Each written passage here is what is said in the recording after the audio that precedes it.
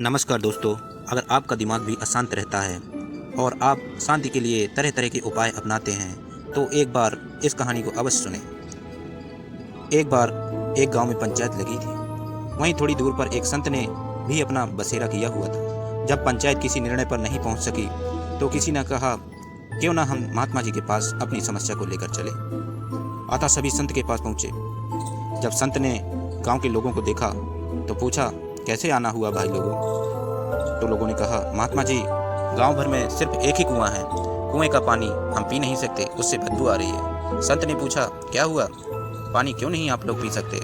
तो लोगों ने कहा, 3 कुत्ते लड़ते लड़ते उसमें गिर गए हैं, बाहर नहीं निकले और उसी में मर गए।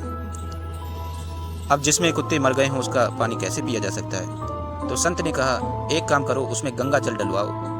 कुएं में गंगा जल डाला गया, फिर भी समस्या जस की तस रही। लोग फिर से संत के पास पहुंचे। अब संत ने कहा, अच्छा, भगवान की कथा करवाइए। तो लोगों ने कहा, ठीक है। कथा हुई, फिर भी समस्या जस की तस। लोग फिर संत के पास पहुंचे।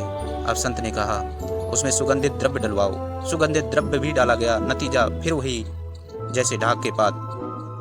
लोग फिर संत के पास पहुंचे। अब संत खुद चल कर आए कि क्या हुआ, क्यों ऐसा हो रहा है। लोगों ने कहा, महाराज, वही हालत है, हमने सब करके देख लिया, गंगा जल भी डलवाया, कथा भी करवाई, प्रसाद भी बांटा और उसमें सुगंधित पुष्प और बहुत चीज़ें डलवाईं।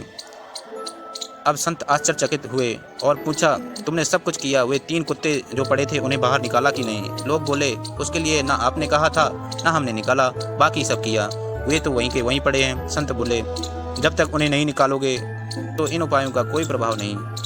ऐसी ही कथा हमारे जीवन की है।